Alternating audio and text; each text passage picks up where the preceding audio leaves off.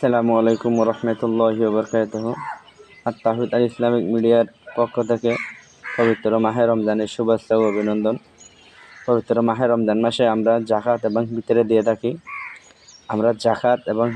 থাকি। আজকে আমার বিষয় হচ্ছে ফিতরা। আমরা কি টাকা দেবো নাকি চাউল দেবো?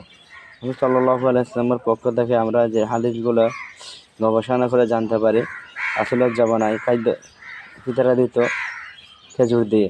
আমাদের দেশের প্রধান খাদ্য হচ্ছে চাউল। আমাদের চাউল দিতে হবে। চাউল একজনের পক্ষে কয় কেজি করে চাউল দিতে হবে এ সম্পর্কে 2.5 কেজি করে দিতে হবে। এটা হাদিসে বর্ণনা আছে এবং আলেম ওলামায়ের মাসালা অনুযায়ী বর্ণনা আছে। 2.5 কেজি করে দিতে হবে। আসসালামু আলাইকুম রহমতুল্লাহি ওবরকাতুহ। আর তাহিদ আল ইসলামিক মিডিয়ার পক্ষ থেকে পবিত্র মাহে রমজানের শুভেচ্ছা ও অভিনন্দন। পবিত্র মাহে রমজান মাসে আমরা জাকাত এবং ফিতরা দিয়ে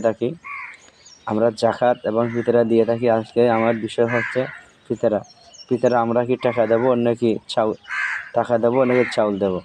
আমি সাল্লাল্লাহু আলাইহি ওয়াসাল্লামের পক্ষ থেকে আমরা যে হাদিসগুলো গবেষণা করে জানতে পারি, আসলে জবানায় ফিতরা দিত খেজুর দিয়ে। আমাদের দেশের প্রধান খাদ্য হচ্ছে চাউল। আমাদের চাউল দিতে হবে। চাউল একজনের পক্ষে কয় কেজি করে চাউল দিতে হবে এ সম্পর্কে 2.5 কেজি করে দিতে হবে। এটা হাদিসে বর্ণনা আছে এবং আলেম ওলামায়ের মাসালা অনুযায়ী বর্ণনা আছে। 2.5 কেজি করে দিতে হবে। আসসালামু আলাইকুম।